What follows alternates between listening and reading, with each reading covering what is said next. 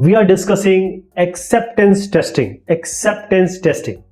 Now in this acceptance testing, there is a word accept. So who is going to accept what from whom? So we have two parties here. There are many stakeholders, but main two parties is first the user, the company who or the individual who has given you the task. Then those who are working or doing the project are developer. The developer has done the work. They go to the user and they say, we have completed the work, now give us the money. User will say, okay, let me test it one more time. That is the acceptance testing. Now the user requirement, whatever he required, what are the functions he required, is this covered? So it's kind of a black box testing, acceptance testing. First thing is that there are number of testings. This is the fourth and the final of the testing, acceptance testing, UAT we call in short. Now one thing should come in your mind, that when the developer is doing, the user is going to test why. You have done unit level testing, module level testing, you combine the modules, you say you have done the integration testing, then you had this whole system, you have a system testing. That means why we have this fourth testing or the acceptance testing. Just assume that you have given the job to say TCS or Infosys. Now the environment of the company or wherever this project has been completed, the environment may be different, the working may be different, the people who might be using it might have some added requirement that, okay, I want this, if this would have been here, it would be better.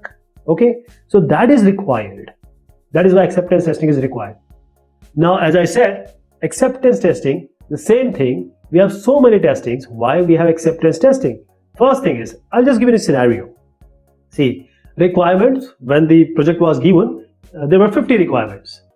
Now, SRS, Software Requirements Specification, it has 50 requirements.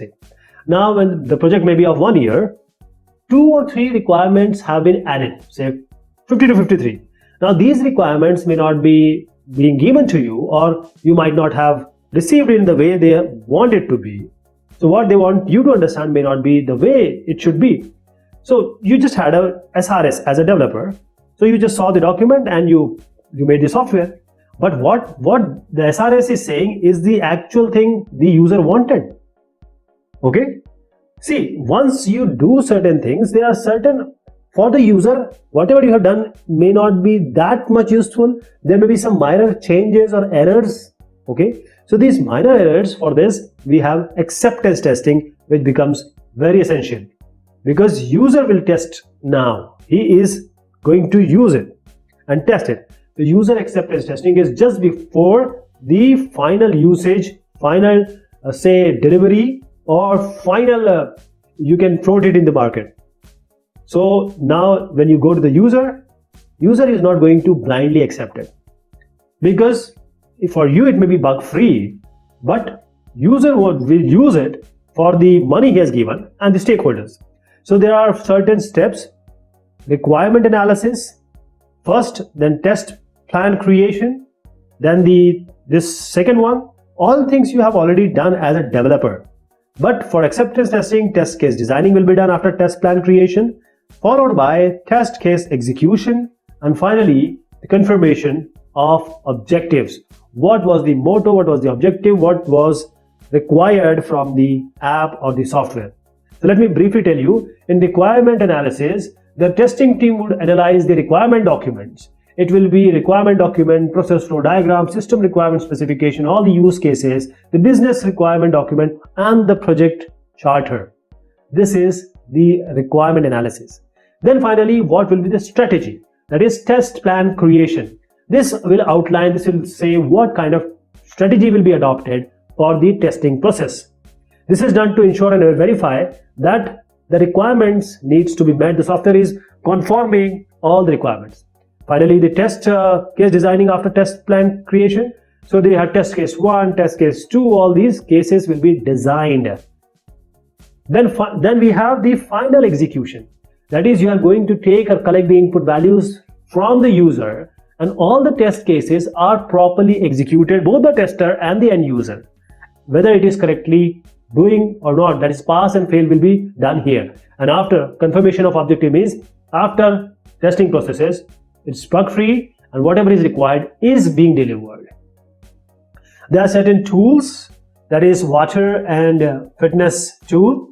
This water is using Ruby for inter-process communication. The fitness tool is using Java for inter-process communication. This fitness has an added advantage. Just enter the values, it will generate the test cases automatically and it will record them, give you in a form of a table. The advantage of acceptance testing is, first of all, it will develop a confidence to the user, to you as well as a developer, right?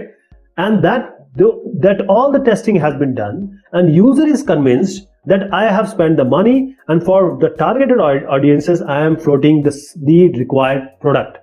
Disadvantage is that you have been given a work, right? I tell you to make a food, then you'll ask me where is the spoon, where is the knife, everything you'll ask. So you'll say, let me do the work. I shouldn't have given to you. The customer are not willing to do that. They have given you money, they have given you the job. The test case is what if you even make this, the user may not be that much technical. He may not be able to actually understand or because he wants you to do that. So these are the things. So this is about acceptance testing. Thank you so much. Take care of yourself.